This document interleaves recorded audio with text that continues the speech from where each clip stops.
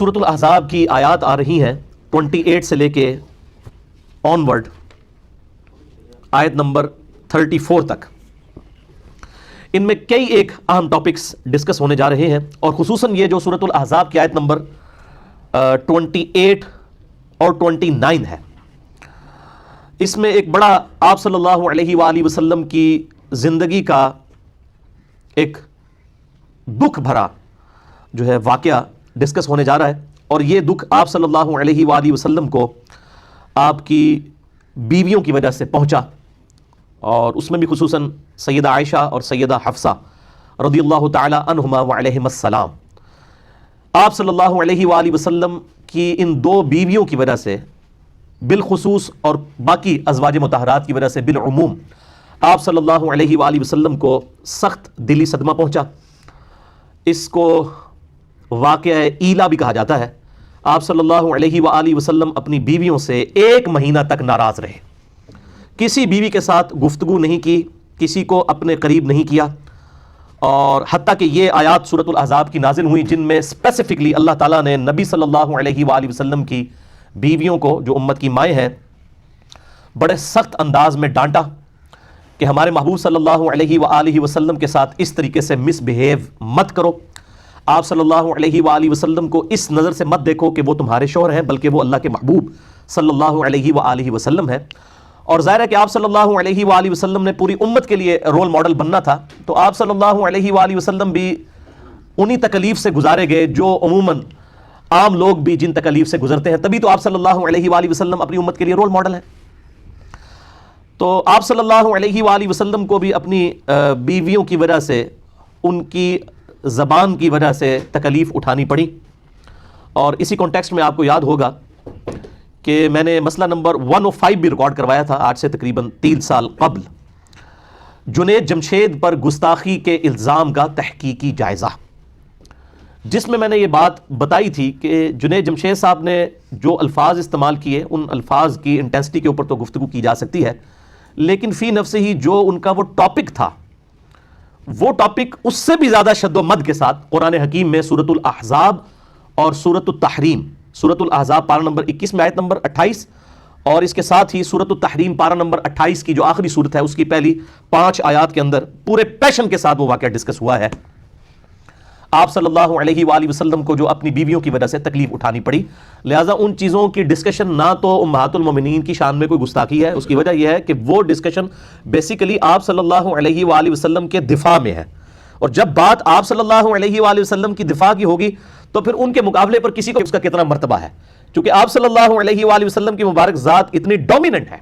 کہ ان کے مقابلے پر چاہے آپ کا کوئی قریبی رشتہ دار ہی کیوں نہ ہو وہ بھی انڈر ڈسکشن لایا جائے گا. اور یہ سورۃ الاحزاب آپ دیکھیں گے کہ آپ صلی اللہ علیہ وآلہ وسلم کی آئلی زندگی کے ساتھ ڈیل کرتی ہے. اس میں حجاب کے احکامات بھی آئے ہیں، پھر نبی صلی اللہ علیہ وآلہ وسلم کی بیویوں کو خطاب کیا گیا کہ تم جب آپ صلی اللہ علیہ وآلہ وسلم گھر میں موجود نہیں ہوتے اور آپ کی غیر موجودگی میں کوئی ملنے کے لیے آ جائے تو پردے کے پیچھے سے بھی بات کرو. تو لجاجت کے انداز میں نہیں ہونی چاہیے کہ کسی کے دل کے اندر روگ ہے تو وہ کوئی برا خیال تمہارے بارے میں لائے، اور تم نے امت کے لیے رول ماڈل بننا ہے، اور اگر تم نے بھی کوئی بے حیائی کی تو ہم تمہیں دگنا عذاب دیں گے. اتنی سخت آیات سورۃ الاحزاب میں، یہ آیت نمبر 28 سے لے کر 34 تک گزرتی ہیں، اور پھر سورۃ التحریم میں پہلی 5 آیات اسی کے کانٹیکسٹ میں ہیں. تو اس واقعہ ایلا جسے ہم کہتے ہیں، ایلا کہتے ہیں یعنی علیحدگی اختیار کر لینا، تو آپ صلی اللہ علیہ وآلہ وسلم نے اپنی بیویوں سے 1 مہینے تک کے لیے علیحدگی اختیار کر لی. اور اس کی پوری ڈیٹیل جو ہے وہ صحیح بخاری اور صحیح مسلم کے اندر موجود ہے، جو میں نے مسئلہ نمبر 105 میں ڈیٹیل کے ساتھ ریکارڈ کروائی ہے. آج بھی میں انشاءاللہ اس کو ڈسکس کروں گا. صحیح بخاری میں انٹرنیشنل نمبر کے مطابق 2468 نمبر حدیث ہے، اور صحیح بخاری میں ہی ایک اور طریق ہے 5191، اور صحیح مسلم میں تو کنٹینیوس 7 طرق آئے ہیں واقعہ ایلا سے ریلیٹڈ. انٹرنیشنل نمبر کے مطابق صحیح مسلم میں 3690 سے لے کر 3696 تک، جس میں یہ ڈیٹیل کے ساتھ واقعہ ایلا کا ذکر آیا کہ آپ صلی اللہ علیہ وآلہ وسلم نے یہ اللہ کی قسم اٹھا لی کہ میں 1 مہینے تک اپنی بیویوں کے ساتھ کلام نہیں کروں گا، ان کے قریب بھی نہیں جاؤں گا ان کے ایٹیٹیوڈ کی وجہ سے. حتیٰ کہ اللہ نے اپنے محبوب صلی اللہ علیہ وآلہ وسلم کی اس چیز کو انڈورس فرمایا، اور آپ صلی اللہ علیہ وآلہ وسلم پر یہ سورۃ الاحزاب کی آیات نازل فرما کے آپ صلی اللہ علیہ وآلہ وسلم کی بیویوں کو بڑے سخت انداز میں تنبیہ فرمائی کہ آئندہ سے ہمارے محبوب صلی اللہ علیہ وآلہ وسلم کے ساتھ اپنی زبان جو ہے یہ سنبھال کر گفتگو کرنی ہے، اور اس میں بھی خصوصاً آپ صلی اللہ علیہ وآلہ وسلم کی چونکہ فقر کی زندگی تھی تو اس حوالے سے وہ نان و نفقہ زیادہ ڈیمانڈ کرتی تھیں، جو بخاری اور مسلم میں آتا ہے، انہیں احادیث کے اندر آپ خود کھول کے پڑھ سکتے ہیں۔ اسلام 360 جو ہے اینڈرائڈ ایپ ہے، اس کو بھی آپ دیکھ لیں، اس میں آپ کو انہی نمبرنگ کے اوپر یہ احادیث مل جائیں گی۔ اس کے علاوہ PDF بھی ہماری ویب سائٹ اہلسنتپاک.com پہ رکھے ہیں، صحیح بخاری 2468 اور 5191 اور صحیح مسلم میں 3690 سے لے کر 3696 تک انٹرنیشنل نمبر کے مطابق۔ تو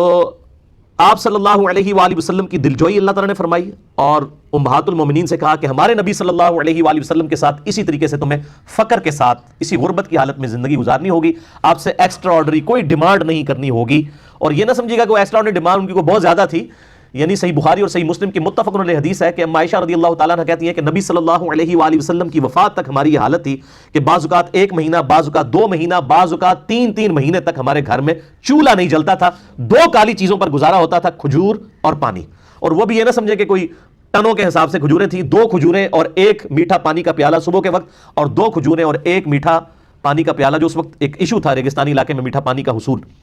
تو اس میں تھوڑی سی اضافے کی ڈیمانڈ کی گئی جو دنیاوی اعتبار سے تو بالکل جینون تھی، لیکن چونکہ انہوں نے امت کے لیے رول ماڈل بننا تھا، اس لیے اللہ تعالیٰ نے اپنے محبوب صلی اللہ علیہ وآلہ وسلم کے ذریعے ان کو اس حوالے سے تنبیہ کی کہ بھئی اس طریقے سے نہیں معاملہ چلے گا۔ صحیح بخاری اور صحیح مسلم کی متفق علیہ حدیث ہے، آپ صلی اللہ علیہ وآلہ وسلم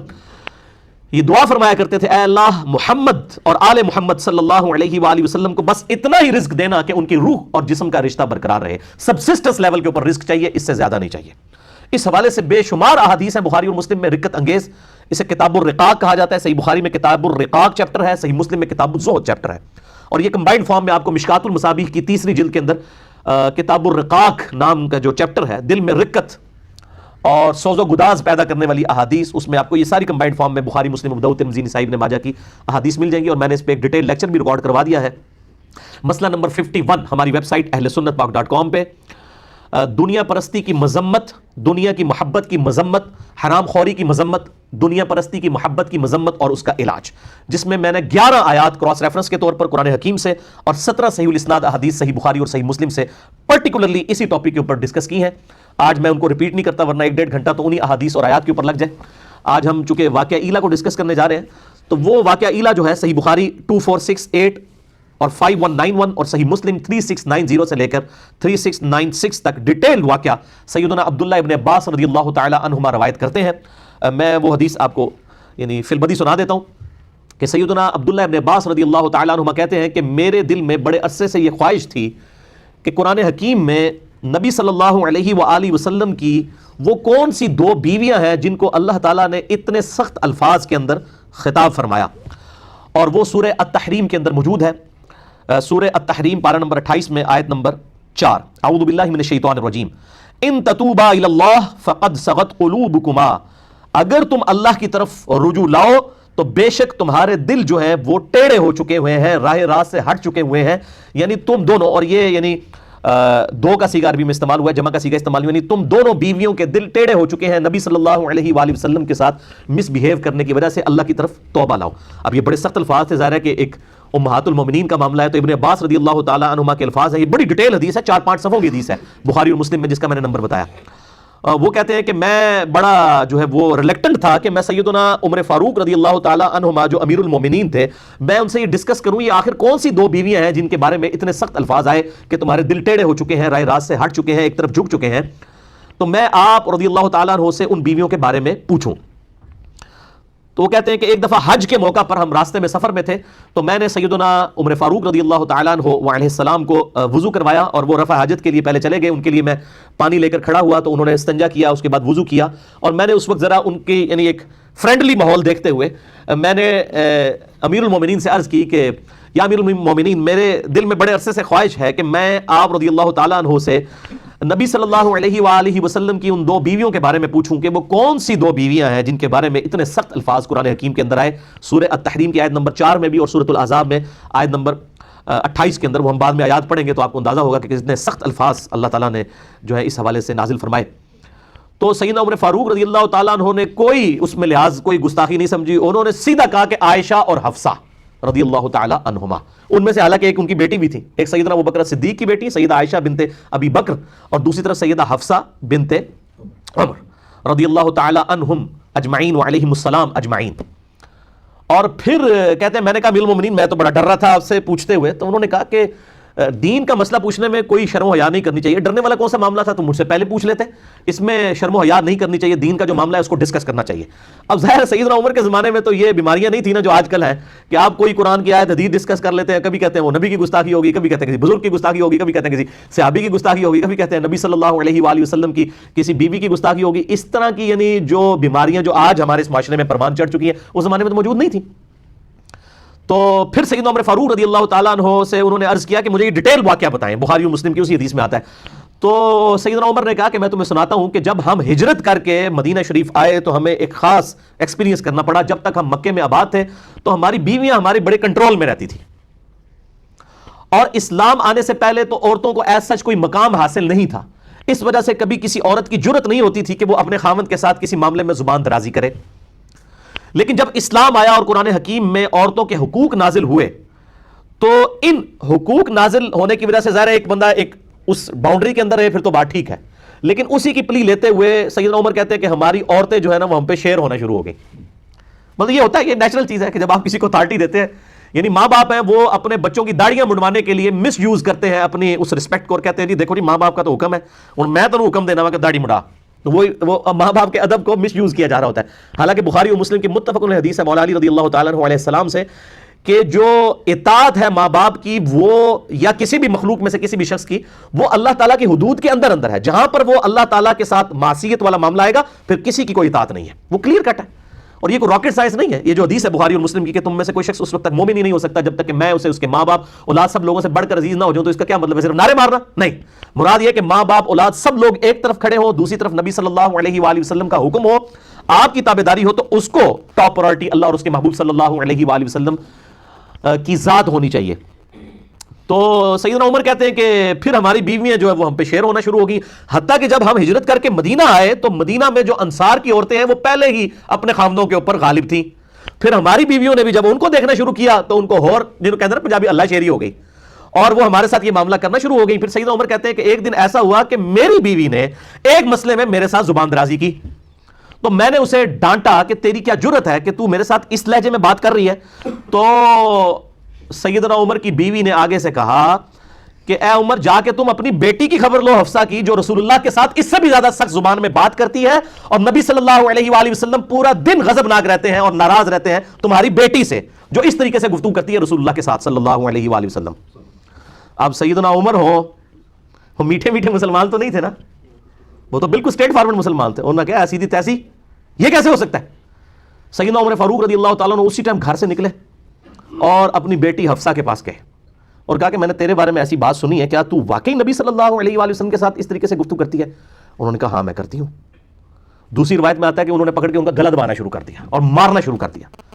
اور بخاری مسلم میں الفاظ آتے ہیں کہ جب سیدنا ابوبکر تک یہ بات پہنچے تو انہوں نے سیدہ عائشہ کا گلا دبایا اور ان کو مارا پیٹا ان کے گھر جا کے. حالانکہ ایک طرف امہات المومنین والا بھی رشتہ ہے, دوسری طرف بیٹی بھی ہیں, لیکن نبی صلی اللہ علیہ وآلہ وسلم کی حمیت میں سیدنا ابوبکر عمر رضی اللہ تعالی عنہما نے ان سے اوپر کسی کو نہیں جانا آپ صلی اللہ علیہ وآلہ وسلم کی مبارک ذات سے. پھر سیدہ حفصہ کے ساتھ جب یہ معاملہ ہوا پھر سیدنا عمر جو ہے وہ سیدہ عائشہ کے پاس گئے, ان کو بھی جا کے ڈانٹا. سیدہ عائشہ نے کہا کہ جا کے اپنی بیٹی کی خبر لو, تم میرے پاس کس کیپیسٹی میں آئے ہو تم. تو پھر سیدہ ام سلمہ کے پاس چلے گئے جو امہات المومنین میں سے سینئر تھی اور آخر میں فوت ہوئی ہیں 64 ہجری میں, واقعہ کربلا کے بھی 3 سال کے بعد. ام سلمہ کے پاس جب گئے تو سیدنا عمر فاروق رضی اللہ تعالی عنہ کو ام سلمہ نے کہا کہ بھئی تم کس کیپیسٹی میں نبی کی بیویوں کو جا کے گھر میں جا کے سمجھا رہے ہو, یہ تمہارا کام بنتا ہے. تو سیدنا عمر کہتے ہیں کہ ام سلمہ نے مجھے اتنا یعنی ڈانٹا اس معاملے میں کہ نبی صلی اللہ علیہ وسلم کے گھر کے معاملات میں تمہیں دخل دینے کی کیا ضرورت ہے, کہ مجھے اس چیز کا احساس ہوا کہ واقعی میں نے کوئی غلط کام کیا. پھر کہتے ہیں کہ میں اس کے بعد گھر آ گیا. گھر آیا تو کچھ ہی دیر کے بعد میرا ایک دوست میرے پاس آیا, اس نے دروازہ کھٹکھٹایا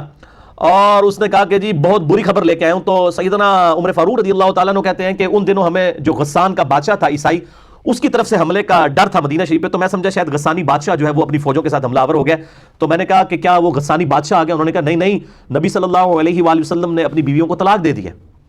تو سیدنا عمر نے کہا ستیہ ناس ہو حفصہ کا, اور اس طریقے سے وہ تو بڑے غصے ہوئے. انہوں نے اتنے سخت لفظ استعمال کیے کہ مجھے تو پہلے ہی ڈر تھا کہ یہ جس طریقے سے نبی صلی اللہ علیہ وآلہ وسلم سے ضرورت سے زیادہ نان و نفقہ ڈیمانڈ کرتی ہیں اور آپ صلی اللہ علیہ وآلہ وسلم کے ساتھ زبان والا معاملہ کرتی ہیں تو یہ تو بڑا سخت معاملہ ہو جائے گا. تو انہوں نے کہا میں تو مطلب حفصہ ہلاک ہو گئی. سیدنا عمر فاروق رضی اللہ تعالیٰ عنہ وہاں سے نکلے اور سیدہ حفصہ کے پاس پہنچے. وہاں پہ سیدنا ابوبکر صدیق بھی کھڑے ہوئے تھے اور لوگ یعنی زارو قطار اس معاملے میں یعنی پریشان تھے, رو رہے تھے اور کہ بھئی نبی صلی اللہ علیہ وسلم اپنی بیویوں سے الگ ہو گئے. آپ صلی اللہ علیہ وسلم اپنے گھر کی جو اوپر والی چھت ہے اس کے اوپر جا کے بیٹھ گئے اور سیدنا عمر فاروق رضی اللہ تعالیٰ عنہ اسی طرق میں آتا ہے طریق میں صحیح مسلم کے کہ جا کے انہوں نے یعنی سیدہ حفصہ کو بھی مارا اور سیدنا ابوبکر صدیق نے جا کے سیدہ عائشہ کو مارا کہ تم نے اس طریقے سے حرکت کیوں کی ہے. اور پھر سیدنا عمر جو اجازت لے کے نبی صلی اللہ علیہ وسلم کی خدمت میں حاضر ہوئے, سیڑھیاں چڑھ کے اوپر گئے اور انہوں نے جو گھر کا نقشہ کھینچا ہے یقین کریں انسان کی آنکھوں میں آنسو آ جاتے ہیں. گھر میں کوئی بھی چیز نہیں سوائے ایک چمڑے کا تکیہ جس کے اندر کھجور کے جو ہے وہ پتے بھرے ہوئے ہیں اور آپ صلی اللہ علیہ وسلم نے ایک تہمت پہنی ہوئی ہے, اوپر بھی کوئی چادر نہیں ہے نہ کوئی قمیض ہے اور ایک کھجور کی چھال کے اوپر آپ صلی اللہ علیہ وسلم لیٹے ہوئے ہیں. آپ کے جسم مبارک کے اوپر بھی جو ہے وہ اس کھجور کی چھال کے نشان ہیں. اور سیدنا عمر نے دیکھ کے رونا شروع کر دیا اور کہا یا رسول اللہ صلی اللہ علیہ وسلم یہ دنیا کے بادشاہ جو ہیں کیسر و کسرا جو ہیں وہ اتنے بڑے مزے لوٹ رہے ہیں اور آپ اللہ کے نبی ہو کے اس حالت میں. تو سیدنا عمر سے آپ صلی اللہ علیہ وسلم نے فرمایا کہ عمر لگتا ہے کہ دنیا کی حقیقت تم پہ ابھی تک نہیں کھلی, کیا تم اس بات پر راضی نہیں ہو کہ کیسر و کسرا دنیا کے مزے لوٹیں اور ہم آخرت کی سعادت. بس یہ آخری حصہ ہماری حدیث کی کتابوں میں لکھا جاتا ہے, یہ پوری حدیث اس طرح ہے بخاری اور مسلم کی. بہرحال پھر انہوں نے سیدنا عمر کہتے ہیں کہ نبی صلی اللہ علیہ وآلہ وسلم انتہائی غمناک تھے, تو میں نے کوشش کی کہ میں کوئی ایسی بات کروں کہ آپ کو ہنساؤں. تو پھر کہتے ہیں کہ میں نے آپ صلی اللہ علیہ وآلہ وسلم سے وہ سارا قصہ بیان کیا اور میں نے کہا یا رسول اللہ دیکھیں جب تک ہم مکے کے اندر تھے ہماری بیویوں کی جرت نہیں ہوتی تھی کہ ہمارے ساتھ زبان درازی کریں. جب ہم مدینے میں آئے ہیں اور یہاں پہ بھی انصار کی عورتوں کو دیکھ کے ہماری بیویاں بھی مطلب وہ اس طریقے سے زبان درازی کرنا شروع ہو گئی ہیں اور یہ نبی صلی اللہ علیہ وسلم یہ جب باتیں سنی تو آپ صلی اللہ علیہ وسلم ہلکے سے مسکرائے, یعنی ان کی ان باتوں کی وجہ سے کہ بھئی یہ تو ریئلٹی بیان کر رہا ہے, ایسا ہی ہوا ہے. اور پھر اسی طریقے سے پھر بتایا کہ میں نے تو اس طرح کیا حفصہ کے ساتھ اور پھر میں جو وہ ام سلمہ کے پاس گیا تو ام سلمہ نے مجھے کہا کہ تجھے کیا ضرورت تھی نبی کے گھر میں دخل دینے کی. تو پھر سیدنا عمر کہتے ہیں کہ مجھے بڑی شرمندگی ہوئی. تو اس بات پہ بھی نبی صلی اللہ علیہ وآلہ وسلم بڑے مسکرائے کہ شرمندگی اس بات پہ کہ میں نے اپنی بیٹی کو کیوں مارا جا کے. یعنی نبی صلی اللہ علیہ وسلم اس بات پہ مسکرائے کہ یعنی نبی صلی اللہ علیہ وسلم کی مبارک یعنی عزت کا اس قدر سیدنا عمر کو خیال ہے کہ انہوں نے اپنی بیٹی کو مارا اور پھر مارنے کے بعد حالانکہ مارنا باپ اپنی بیٹی کو مار رہا تھا لیکن اس کے بعد ان کو اس چیز کا احساس ہوا کہ مجھے یہ کام نہیں کرنا چاہیے تھا. نبی صلی اللہ علیہ وآلہ وسلم نے بعض معاملات کے اندر جو ہے وہ مطلب مسکراہٹ کا اظہار فرمایا اور ساتھ ساتھ اپنا سر مبارک بھی ہلایا. پھر یہ ساری تمہید بنا کے نبی صلی اللہ علیہ وآلہ وسلم سے سیدنا عمر نے پوچھا یا رسول اللہ صلی اللہ علیہ وآلہ وسلم کیا آپ نے اپنی بیویوں کو طلاق دے دی ہے؟ تو آپ صلی اللہ علیہ وآلہ وسلم نے فرمایا کہ میں نے طلاق نہیں دی ہے, میں نے ان سے علیحدگی اختیار کر لی ہے 1 مہینے کے لیے. اور وہ 1 مہینے تک کے لیے پھر آپ صلی اللہ علیہ وآلہ وسلم نے علیحدگی اختیار کی, حتیٰ کہ پھر سورۃ الاحزاب کی یہ آیت نمبر 28 اور 29 نازل ہوئیں. سورہ التحریم کی آیات نازل ہوئیں جن کے اندر کیٹاگوریکل مینشن کر دیا گیا کہ اگر ہمارے محبوب صلی اللہ علیہ وآلہ وسلم کے ساتھ تم رہنا چاہتی ہو تو یہ بات یاد رکھو کہ اسی طریقے سے فقر کی زندگی گزارنی ہوگی اور اسی طریقے سے تم نے امت کے لیے رول ماڈل بننا ہے. ایسا نہ ہو کہ تم نبی صلی اللہ علیہ وآلہ وسلم کے ساتھ مس بیہیو کرو, یہ بالکل نہیں ہونا چاہیے. اور اگر تم اس طریقے سے گزارا نہیں کرنا چاہتی ہو تو ہم اپنے نبی کو یہ اختیار دیتے ہیں کہ وہ تمہیں طلاق دے کے فارغ کر دے. اللہ تعالیٰ اپنے نبی کو تم سے بہتر بیویاں عطا فرمائے گا, تم سے زیادہ عبادت گزار ہوں گی, روزے رکھنے والیاں ہوں گی اور ذکر کرنے والیاں ہوں گی, کنواریاں بھی ہوں گی اور بیوہ بھی ہوں گی. اس طرح کے سارے الفاظ میں انشاءاللہ کراس ریفرنس کے طور پہ آیات سورہ التحریم کی بھی کور کرتا ہوں. اور اس طریقے سے پھر نبی صلی اللہ علیہ وآلہ وسلم 29 دن جب مکمل ہوئے تو آپ صلی اللہ علیہ وآلہ وسلم اپنے گھر کی چھت سے نیچے اترے اور پھر آپ صلی اللہ علیہ وسلم سیدہ عائشہ کے پاس آئے اور کہا کہ یہ اللہ تعالیٰ نے قرآن میں آیات نازل فرمائی ہے کہ چاہو تو میرے ساتھ رہو, ادروائز میں تمہیں آزاد کرتا ہوں, طلاق دیتا ہوں, تم چلی جاؤ. تو سیدہ عائشہ نے کہا کہ میرے ماں باپ آپ پہ قربان, یہ کیسے ہو سکتا ہے کہ میں آپ کے مقابلے پر دنیا کو اختیار کروں, میں اللہ, اس کا رسول اور آخرت کا گھر چاہتی ہوں. اور پھر آپ صلی اللہ علیہ وآلہ وسلم نے سیدہ حفصہ کے سامنے بھی یہ معاملہ رکھا اور پھر کہا کہ اپنے ماں باپ سے مشورہ کر لو, لیکن انہوں نے کہا ہم نے مشورہ کیا کرنا ہے, ہم اللہ اور اس کا رسول اور آخرت کا گھر چاہتی ہیں. یہی الفاظ قرآن حکیم کے اندر موجود ہیں جو آفر دی گئی تھی. تو یہ میرے بھائیوں پورے کا پورا واقعہ تھا, اسے واقعہ ایلا کہا جاتا ہے. یہ آپ صلی اللہ علیہ وآلہ وسلم کی زندگی کا بڑا اہم ترین واقعہ ہے اور اس کی امپورٹنس کا اندازہ آپ اس چیز سے لگائیں کہ اللہ تعالیٰ نے اس واقعے کو قرآن میں ڈسکس کیا ہے. احادیث میں تو اس کی ڈیٹیلز آئیں لیکن اس کا بلو پرنٹ, ابتدائی خاکہ قرآن کے اندر من ون اسی طریقے سے موجود ہے. اور یہ بڑا حیران کن معاملہ ہے کہ اللہ تعالیٰ نے اپنے محبوب صلی اللہ علیہ وآلہ وسلم کی عزت اور توقیر کی خاطر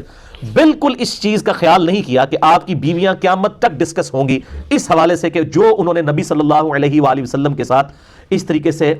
زبان کے معاملے میں احتیاط نہیں کی. اللہ تعالیٰ نے اس چیز کا خیال نہیں فرمایا کیونکہ آپ صلی اللہ علیہ وآلہ وسلم امت کے لیے رول ماڈل ہیں. آپ صلی اللہ علیہ وآلہ وسلم کی بیویاں امت کی عورتوں کے لیے رول ماڈل ہیں، آپ صلی اللہ علیہ وآلہ وسلم کی بیٹیاں امت کی عورتوں کے لیے رول ماڈل ہیں، لہٰذا وہ اسی طریقے سے ڈسکس ہوں